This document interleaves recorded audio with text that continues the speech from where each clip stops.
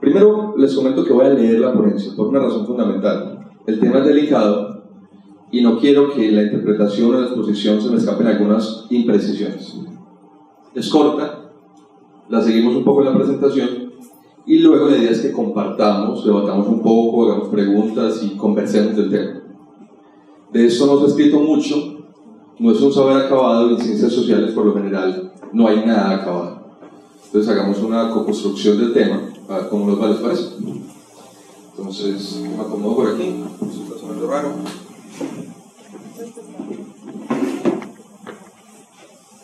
¿Con esto no es suficiente? Para mí sí está bien.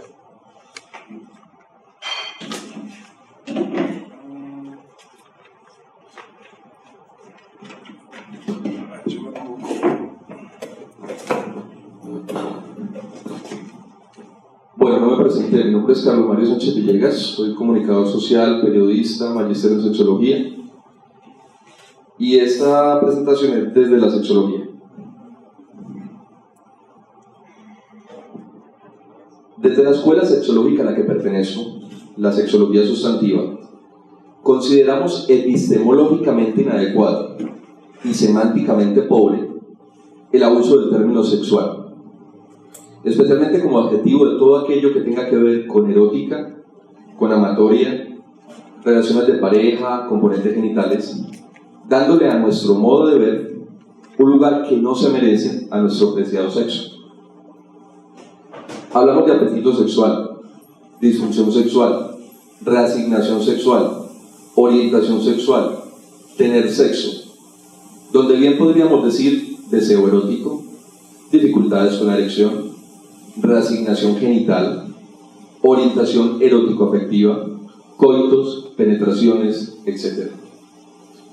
Por eso, para iniciar en aras del entendimiento general de mis planteamientos, confieso que tendré que hacer uso, en algunos momentos de esta corta exposición, de aquello con lo que no comulgo, y es usar el término sexual en los casos que a mi parecer puede convenir mejor otro término, pero de usarlos complicaría un poco la comprensión que hoy vengo a plantearles en un espacio tan limitado.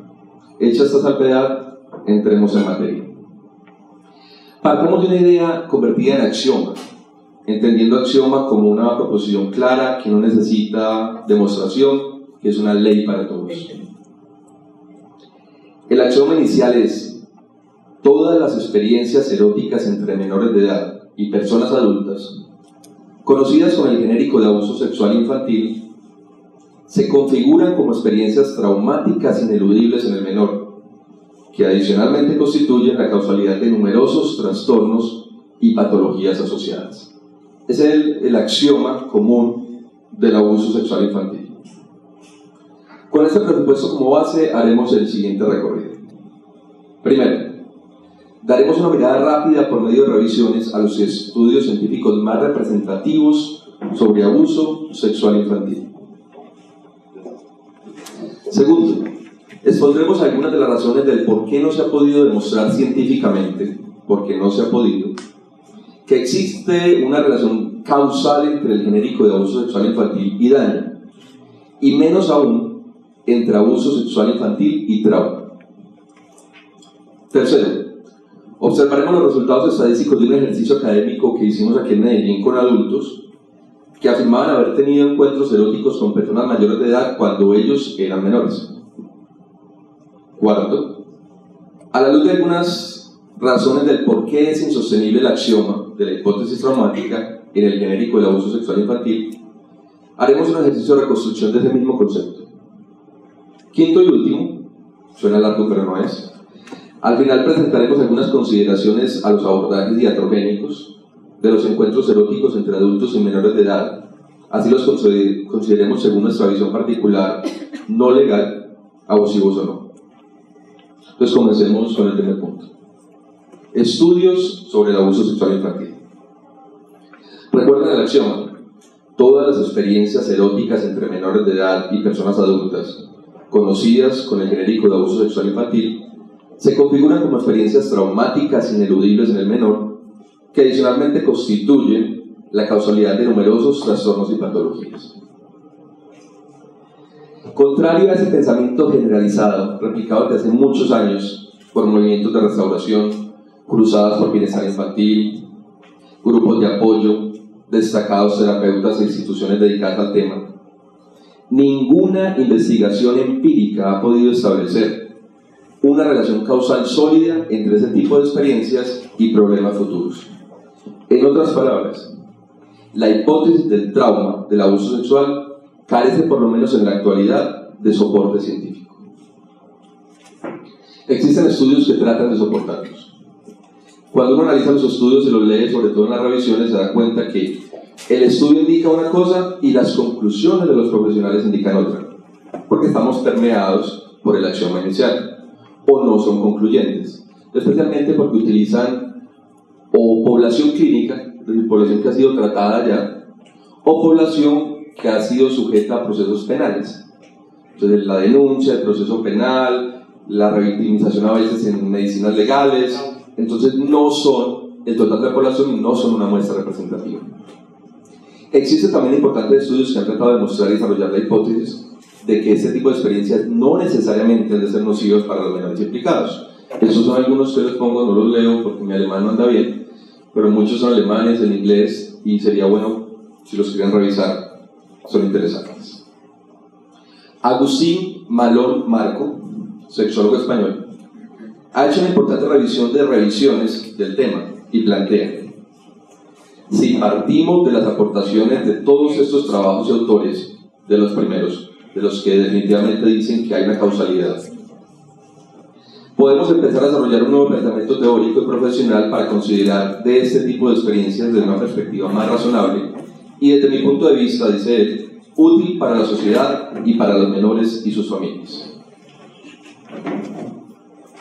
En la revisión del tema realizada por Ring, Bussmann y Trogovich, citada por Malón en 2008, es evidente cómo este tipo de experiencias se le ha asociado a un sinnúmero de trastornos subsecuentes, como problemas de alcohol, ansiedad, depresión, disociación, trastornos alimenticios, hostilidad, problemas de relacionamiento, pérdida del locus de control, síntomas obsesivo-compulsivos, paranoia, fobias, síntomas psicóticos, problemas de autoestima, problemas de abuso sexual social, pensamientos suicidas, malestar general, e incluso existen autores que acumulan decenas de síntomas de abuso sexual que, como dice Malón, acaban relacionando todos los problemas infantiles y adolescentes imaginables a esta experiencia. Vamos con las razones por qué esos estudios no pueden ser concluyentes. Ya dijimos que la hipótesis traumática sostiene que un menor que ha tenido contacto con un adulto puede sufrir todo ese montón de cosas que vimos ahora. Casi que todos los problemas posibles para un menor con un adulto suceden por eso. Razones del por qué. ¿Por qué los estudios que apoyan la hipótesis traumática no han sido concluyentes y no se ha podido demostrar científicamente que existe una relación causal entre el genérico del abuso sexual infantil y daño, y menos aún entre abuso sexual infantil y trauma? Miremos algunas razones. Primera, la negación del menor sexual. Nos es impensable, sobre pretexto científico, pero amparado realmente en la moral, que un menor pueda acceder voluntariamente a un encuentro erótico con un adulto, que pueda además disfrutarlo, que las consecuencias de dicho encuentro sean por lo menos neutras y que aún en algunos casos puedan ser positivas. Nos es impensable. Suponemos que en todo encuentro de este tipo existe subversivamente un componente de coerción, intimidación, engaño, amenaza, presión de poder o cualquier otro tipo de violencia. Pensemos un momento que eso no sucede, que no hay coerción, engaño, presión. ¿Puede un menor preadolescente interesarse en términos eróticos en personas mayores, buscar un contacto, dar y recibir placer y disfrutar de ese encuentro? La respuesta definitivamente sí. Pensar de otra forma sería negar la sexualidad de los jóvenes e incluso la sexualidad infantil. Algo imposible desde la academia. En contraposición a este pensamiento, que niega al menor como sujeto sexuado, podemos decir que el menor puede sentir. Segunda razón. La hipótesis traumática niega la autonomía del menor. ¿Puede un menor de las mismas características que el anterior asentir ese encuentro? La respuesta es sí. Así como asiente con quién se relaciona en la escuela, qué clase de moda usa, si come o no vegetales, puede también, cuando no existe ninguna acción violenta o coacción, asentir sus encuentros eróticos con sus pares o con alguien mayor. Tercera razón por la cual no pueden ser concluyentes: la encrucijada del consentimiento. ¿Puede el menor consentir dichos encuentros cuando son voluntarios, informados y competentes? Esa es una pregunta que no pretendo responder en esta ponencia, pues a mi parecer hay una delicada línea entre consentimiento y eso exige un análisis caso a caso, en donde podemos encontrar respuestas afirmativas y también negativas. Pero esta ponencia pretende analizar la invalidez de la hipótesis traumática de esos encuentros entre el adulto y el menor y no su legitimidad. Por eso, ante la pregunta si puede permitirse estos encuentros entre un menor que siente, asiente y consiente con el adulto, la respuesta es no. La legislación es clara. Pero es necesario saber, ojo que esto es muy importante, que por ser ilegal y además inmoral, no necesariamente es nocivo.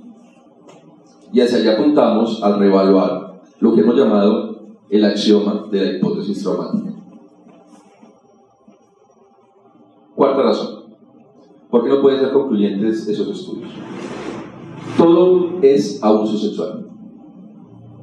Continuando con la intención de responder a la pregunta de por qué no han sido concluyentes esos estudios, podemos comprender que bajo el mismo término de abuso sexual infantil, hemos incluido en la misma categoría de análisis experiencias tan diferentes como la exhibición momentánea de unos genitales a un menor, pasando por una indebida caricia genital en un transporte público, hasta una brutal violación. Más aún, le hemos atribuido consecuencias similares a esas cosas tan diferentes. Permitir que un concepto defina tan variadas experiencias y a la vez tan unívocas consecuencias no es más que un error conceptual grave y una transgresión a los principios fundamentales de la investigación científica. Otra razón más que imposibilita a esos estudios ser concluyentes. Quinta razón: falsa sinonimia. Hemos considerado que ante un caso de abuso sexual infantil, sin definir cuál de los muchos posibles, se presentan inevitables efectos, consecuencias, traumas, patologías. ¿Serán que son lo mismo? Que un menor padezca la exposición indebida a los genitales o de una masturbación por parte de un adulto, seguro tendrá defectos lógicos, generalmente pasajeros, como incomodidad, desagrado, temor, curiosidad, que deben ser abordados de una forma en particular. Pero, ¿tendrá un trauma grave o graves consecuencias? Es probable que no. En casos donde interviene directamente la violencia física, la coacción, o que el adulto busca tener, o el adulto abusador tenga afiliación directa, puede ser posible la depresión, la psicosis y en algunas oportunidades el trauma.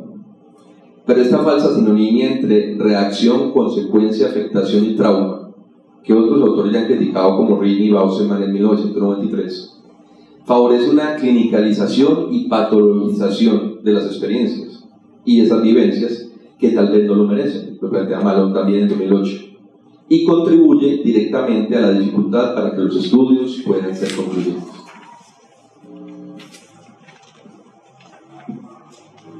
Razón 6. La intencionalidad del adulto. Es importante aclarar que entender a un menor como individuo con capacidad de sentir deseo erótico, asentir un encuentro y en algunos casos consentirlo, no habla de la conveniencia o no de los mismos. Este planteamiento tampoco sugiere de ninguna manera excusar al adulto que transgrede los términos legales permitidos en un lugar determinado. En otras palabras, el hecho de que en muchos casos consideremos que estos encuentros eróticos entre adultos y menores no sean nocivos, no hagan daño, contribuyan en algún momento al desarrollo sexual del menor, no significa que acá los promovamos, los deseemos o los consideremos como un deber ser. Sin embargo, en los estudios mencionados, mucha de la evaluación del llamado daño se hace desde la intencionalidad del adulto y eso contamina, por decirlo de alguna forma, el resultado de los mismos. Pues desde el deseo e intencionalidad del adulto, no podemos interpretar de ninguna forma cómo vive la experiencia del menor. Y tampoco podemos afirmar, aunque nos parezca inmoral y además ilegal, que necesariamente traiga irremediables consecuencias negativas al menor. Razón 7, y última razón. Imprecisiones estadísticas. Algunos estudios pretenden confirmar la hipótesis traumática, tienen serias dificultades desde la muestra. Los estudios fueron hechos con pequeñas muestras de origen clínico o judicial, como les decía, como también tienen dificultades desde la interpretación de los datos. Muchos estudios refuerzan la hipótesis cuando los datos arrojan resultados contrarios, y otros estudios tienen problemas de definición del problema. Por ejemplo, no definen desde el inicio qué es abuso. Por consiguiente, los resultados no pueden ser científicos. Segundo punto. Vamos a mirar un poco el ejercicio académico que hicimos en Medellín.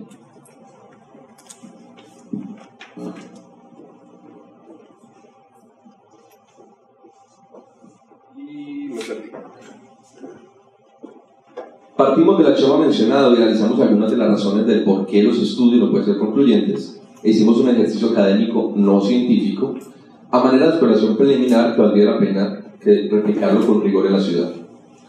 Realizamos 121 encuestas aleatorias a personas adultas que afirmaron que siendo menores de edad en algún momento, por lo menos una experiencia erótica tuvieron con alguien mayor de edad.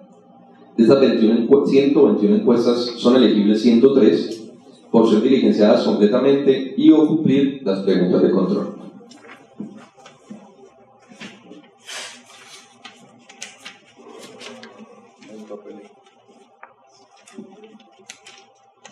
De esas 103 personas, devolvamos por favor, y te agradezco.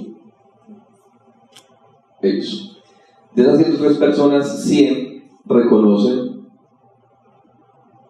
¿Dónde estoy yo? Perfecto. Vamos a lo siguiente entonces. De esas 103 personas, 100 reconocen haber tenido, siendo menores de edad, un contacto, por lo menos una experiencia con un adulto, y así valora el consentimiento, que es lo que más nos importaba en ese momento.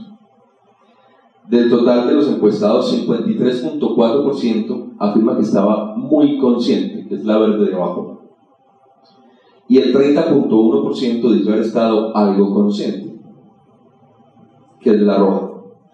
Pero al analizar si sienten haber sido forzados de alguna manera, el 84.5% afirma que no fue forzado de ninguna manera, que es la verde de la derecha. Continuamos. A la luz de la hipótesis traumática, estos hechos dejan huellas indelebles, eso dice la hipótesis, obviamente negativas siempre. Pero al preguntarle a los encuestados frente a la importancia del hecho, nos contestaron esto.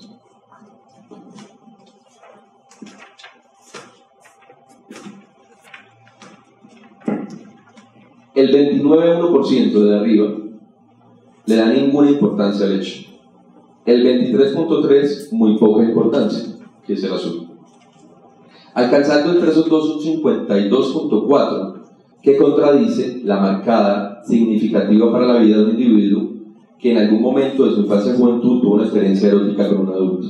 Es decir, siempre la hipótesis plantea que es una alta importancia que definitivamente marca la vida, y aquí tenemos que el 52.4% dice o que es poca importancia o ninguna importancia al hecho. En cuanto a los efectos de la hipótesis traumática, es decir, de ese encuentro, que siempre son negativos y definitivamente desastrosos para el desarrollo del menor, como veíamos ahora, encontramos de nuevo algo que contradice la acción. Aquí miramos.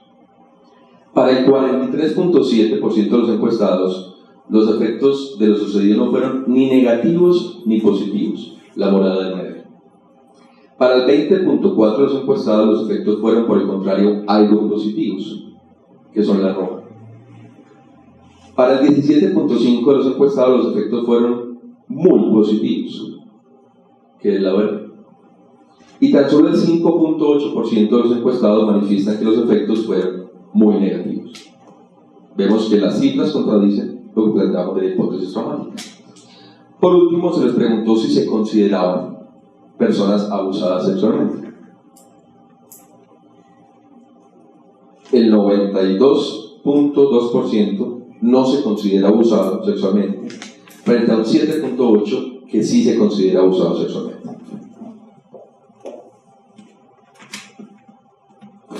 Ahí les hago una nota al margen, y es: de esas 8 personas que se consideraban abusados sexualmente, hay 3 que en la encuesta, por la encuesta es mucho más amplia, consideran que fueron forzados totalmente al acto sexual. 2 moderadamente forzados y 1 forzado solo un poco. Entonces vemos que solo los que manifiestan su experiencia como negativa, en ella intervino la fuerza. Además, 4 de ellos tenían menos de 7 años. Entonces no estamos hablando ni de púberes ni de adolescentes. Observando las cifras de este ejercicio y las razones expuestas del por qué los estudios anteriores no pueden ser concluyentes, podemos considerar de nuevo y con toda tranquilidad el axioma inicial del abuso sexual, trauma irremediable, atrevernos a considerar la posibilidad de error en la hipótesis traumática y enfatizar en la necesidad de un estudio serio, amplio y científico con una población no clínica ni que haya pasado por procesos legales, para comprender la realidad de un tema que ha sido visto más como un acto de fe que un ejercicio netamente científico. Vamos al cuarto punto. Reconsideración del axioma de abuso sexual de menores. Si entendemos a esta altura que el menor siente, y que en muchos casos asiente, que el término abuso sexual infantil es significativamente ambiguo, que a todos estos hechos les hemos atribuido larga lista de patologías sinonimizadas sin hacer un análisis diferencial y siempre pensando en consecuencias negativas, que hemos considerado las relaciones sexuales de menores de edad con adultos desde la intencionalidad erótica del adulto y no desde la posibilidad erótica del menor, y que las muestras de los estudios no han sido las adecuadas para unos resultados con rigor científico, podemos ya definir que el axioma de la hipótesis traumática se cae de su propio peso. En consecuencia, afirmamos que no todas las experiencias eróticas entre menores de edad y personas adultas conocidas con el genérico de abuso sexual infantil se configuran como experiencias traumáticas ineludibles en el menor, que adicionalmente constituyen la causalidad de numerosos trastornos y patologías asociadas. Punto final: abordajes iatrogénicos. A nuestra consulta llegan menores de edad que han pasado por una experiencia erótica o erótico-afectiva con adultos, muchos de ellos en etapa puberal o adolescente. Algunos no comprenden por qué, por un hecho intrascendente o anecdótico, deben ir a consulta. Otros están confundidos, molestos, afectados, pero no necesariamente traumatizados. Otros más sienten vergüenza y desean olvidar el tema. Algunos han pasado por peritaje, declaraciones, medicina legal, estaciones de policía. Tanta variedad de posibilidades de encuentro erótico entre partes, entre adultos y menores. Quiero lanzarles unas preguntas para finalizar. Primera pregunta. Bueno, fue la primera y la segunda. ¿Desde dónde nos paramos como profesionales? Cuando como profesionales nos enfrentamos a un caso de relaciones eróticas y a veces erótico-afectivas entre un adulto y un menor de edad, sean o no abusivas desde el concepto sexológico planteado en el subtexto de esta ponencia, no desde el legal, ¿cuál es la motivación de nuestra intervención? ¿Desde dónde lo miramos? ¿Lo miramos desde la ilegalidad de ese o esos encuentros? ¿Desde la inmoralidad de los mismos? ¿O desde un hecho biográfico particular del menor que puede ser trascendente o intrascendente, negativo o positivo, traumático o no? Segunda pregunta. ¿Cuál es nuestro papel como profesionales? Si tenemos claro desde dónde observamos el fenómeno, podemos comprender cuál es nuestro papel en el mismo y qué puede esperar el menor de nosotros. Así, puede encontrar a alguien que contribuya al proceso penal, alguien que establezca los grados de maldad en el adulto, y de culpabilidad en el menor involucrado. O el menor puede encontrar un profesional que lo acompañe a integrar de la mejor manera esta experiencia, satisfactoria o desagradable, a su biografía sexual. Pregunta 3. ¿Somos capaces de separar los hechos? Como profesionales somos capaces de reconocer que hechos en los que no intervino la fuerza, la violencia, la coacción, en muchos casos no necesitan mayor acompañamiento. Y de existir violencia, debe ese acompañamiento responder a la hipótesis traumática y a las comprensibles presiones de la familia y del Estado, o debe responder a las necesidades de haberlas del menor, su biografía sexual y cómo ha integrado él o ella esta experiencia. Gracias a intervenciones iatrogénicas, a intervenciones inadecuadas que pueden tener muy buena voluntad pero generan daño, se despersonaliza al menor que el sujeto sexuado, con nombre propio, identidad propia, que vivió una experiencia, pasa a ser el abusado, o lo que es peor, la víctima, dejando que un hecho puntual y temporal, ese momento de victimización, pase a ser una categoría de su ser. Él o ella es una víctima, él o ella es un menor abusado. 4. Nos atrevemos como científicos a romper paradigmas. Algunas experiencias eróticas entre menores y adultos, así sean estas en la actualidad inmorales y legales, pueden ser por lo menos neutras y en algunos casos positivas para la luz del menor y su experiencia sexual particular. Si todas las experiencias eróticas entre un menor y un adulto no son negativas para el menor, podemos entender que estas, consideradas positivas o neutras, no tendrían que ser intervenidas, clinicalizadas, medicalizadas, tratadas o demás. Quinta pregunta. ¿Somos capaces de separar intencionalidades? Debemos separar la intencionalidad del adulto, su ilegalidad o inmoralidad, condenable en muchos casos, de la posibilidad de que el menor haya tenido una experiencia erótica intrascendente o en algún caso gratificante. Sexta y última pregunta. ¿Estamos creando víctimas? Como profesionales, respondiendo a las edades de consentimiento fijadas por personas que no son psicólogos, ni sexólogos, ni educadores sexuales, o respondiendo a las angustias propias y naturales de la familia del menor, que vive un hecho para ellos difícil, estamos creando víctimas, en la mayoría de los casos de un encuentro erótico entre un menor y un adulto. Cerrando. Que los abusos existen es claro. Que las violaciones existen y que son despreciables, seguro. Que los encuentros eróticos entre dos seres, especialmente si uno de ellos es menor de edad, están ligados a la violencia, pueden dejar consecuencias negativas para uno de ellos, por supuesto. Que en algunos casos se puede configurar un trauma, definitivamente. Pero que en muchos de los casos no sucede así.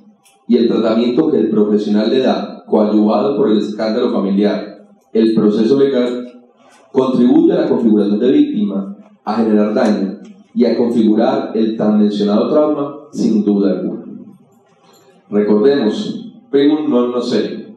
Bien decía Efigenio Mesúa, un importante sexólogo español, epistemólogo, el objeto central de la lucha contra estos abusos sexuales es la protección de los menores, no causar ningún mal a los menores, ya que el mal es mal, al menos protejamos a los menores. Muchas gracias.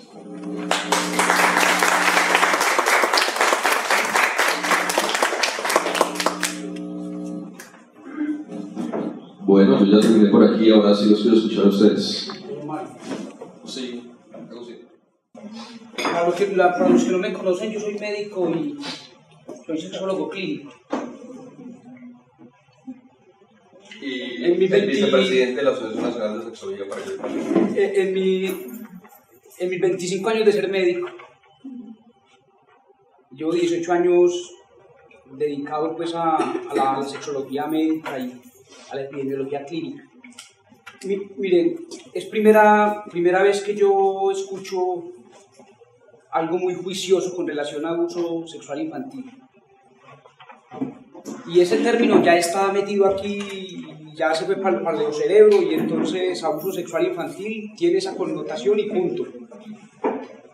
Pero a mí me parecen muy juiciosos los planteamientos de Carlos Mario y de una responsabilidad inmensa.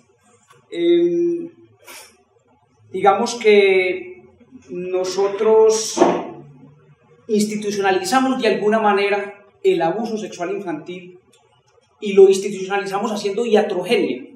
Yo no voy a defender pues ningún acto ni ilegal ni inmoral, no me corresponde. Pero desde la práctica clínica médica uno encuentra que el paciente llega y el paciente llega con su familia, todos son víctimas, y hay toda una procesión que viene obviamente desde el escándalo, pasando por todas las comisarías, o por la comisaría que es, luego que va al laboratorio, que el laboratorio entonces va donde el médico, que entonces el médico, y entonces para ir al médico se tiene que entrar por el celador lo pasa al de la barra de información, y entonces este le hace la admisión, y mientras hace la admisión ya le tienen el diagnóstico. Mira, es que es un niño abusado, es un niño que lo violaron, una niña que la violaron, y empieza pues el martirio, ¿sí? Muchas veces el niño ni siquiera se da cuenta de lo que está pasando, porque no tiene la capacidad cognitiva para establecer qué es lo que está pasando. Pero si ya es una persona, porque eso de adulto, eso es muy discutible. 18 años y 18 años más un día, usted ya es un adulto, ¿no? Pero antes de los 18 años usted es un menor. Incluso pues 14 años estupro, pero bueno, ¿qué tanto podría entender de lo que le está pasando a una persona que ya tiene unos 14 años en adelante, que aún es menor de edad, pero que tiene más de 14 años, y que ya tiene pues un proceso cognitivo de lo que le está pasando? Pareció muy importante el planteamiento de que muy probablemente no todos son víctimas, porque muy probablemente una persona que ya tiene una cognitividad establecida, una cognición establecida, hacia los 14 años, qué sé yo, 15, 16 años, puede estar eligiendo objeto. Y es la primera parte de la formación de un vínculo, ¿no? Es la primera etapa. Bueno, pero aquí estamos hablando arriesgados. Bueno, y yo sé que estoy hablando con personas muy grandes, desde el punto de vista intelectual. Tengan la edad que tengan, pero si están aquí, tenemos que debatir un poco de cosas que a mí me parecen que son importantes debatirlas, porque estamos en una encrucijada hasta política y politiquera. ¿Desde dónde habla la concejal de Bogotá? ¿Desde dónde se para? Cuando abrir las preguntas al final, que parecen supremamente pertinentes, yo tuve la oportunidad de leer el resumen de tu ponencia en la parte pues, de los comités académicos. Y, hombre, ¿desde dónde se para uno como profesional? ¿Desde dónde se para un político para establecer una política? ¿Sí? Buenas noches, mi nombre es Roger Cid Patiño, soy psicólogo, sexólogo y soy el tesorero de la Sociedad Nacional ASANCES. Yo voy a dar desde la clínica, pues un aporte, ¿sí? Y es, cada persona que llega al espacio es único y trae una historia, ¿sí? Puede ocurrir un abuso. Eso lo puede afectar. Y ya en el proceso pues se ve. Puede ser consciente o inconsciente. Puede estar en un síntoma, ¿cierto? Por ejemplo, si tiene una relación de pareja ahora como adulto, puede verse reflejada ahí. Pero lo que quiero decir es que hay que coger cada caso por separado. No podemos generalizar. Porque si hablamos de una historia, hay unos procesos de desarrollo. Y ahí podríamos incluir o ingresar una profesional que ha hecho unas investigaciones grandísimas, que es Margaret Mahler. ¿Sí? Bueno, entonces hay unos procesos. Si esa persona por X o Y circunstancia no se dieron esos procesos, va a tener después más adelante un abuso y eso le va a dar, pues va a tener menos defensas o para hacerle frente, ¿sí? Como otras personas que ese proceso de desarrollo pues fue más favorable, entonces pasa del abuso y tienen más fortaleza, ¿sí? Entonces la idea es que tenemos que tener en cuenta eso, ¿sí? Ya los entes gubernamentales tienen otros intereses, ¿cierto?